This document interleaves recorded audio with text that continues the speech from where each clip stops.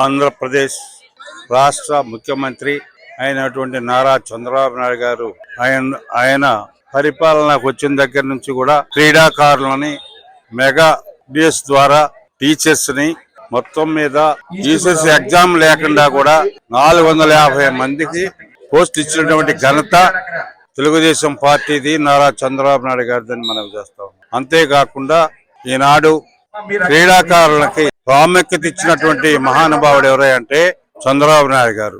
ఆనాడు 2% ఉన్నటువంటి క్రీడాకారులని ఈనాడు 3%కి చేసినటువంటి ఘనత తెలుగుదేశం ప్రభుత్వానికి, నారా చంద్రబాబు నాయుడు గారిది.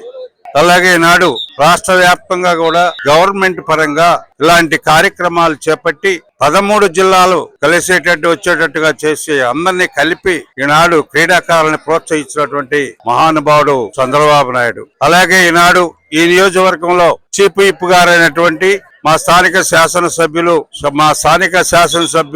వారి ఆధ్వర్యంలో వారు ఈ నియోజకవర్గానికి మాకు కావాలని చెప్పి గవర్నమెంట్ లో పోరాడి ఈ యొక్క క్రీడాకారుల మన నియోజకవర్గానికి కావాలని తీసుకొచ్చినటువంటి ఘనత మన స్థానిక శాసనసభ్యులు, మన చీఫ్ విప్ ఆంజనేయ గారు అని చెప్పి మనం చేస్తూ, ఇక్కడికి వచ్చినటువంటి 13 జిల్లాల నుంచి వచ్చినటువంటి వాళ్ళందరూ కూడా చాలా సౌమ్యంగా, కోపతాపాలకు అతీతంగా ఇక్కడ ఉన్నటువంటి డ్రిల్ మాస్టర్స్ అంతా కూడా స్టాఫ్, మరి 13 లేడీస్, 13 జెంట్స్ వీళ్ళందరూ కూడా కలిసి చాలా చాకచక్యంగా 3 రోజుల నుంచి కూడా ఈ నియోజకవర్గంలో ఈ ఆటల పోటీలు రేపు సాయంత్రం ముగుస్తాయి. మంచి కార్యక్రమంలో శాంతియుతంగా, కులాలకు అతీతంగా, మతాలకు అతీతంగా, పార్టీలకు అతీతంగా చేయించినటువంటి ఘనత చంద్రబాబు నాయుడు గారిని అని చెప్పి మనవి చేస్తా ఉన్నాం. అలాగే ఇక్కడ డ్రిల్ మాస్టర్లు అందరూ కూడా చాలా ఐక్యతతో ఈ నియోజకవర్గంలోనే కాదు, ఈ 13 జిల్లాల డ్రిల్ మాస్టర్లు అందరూ కూడా చాలా ఐక్యతతో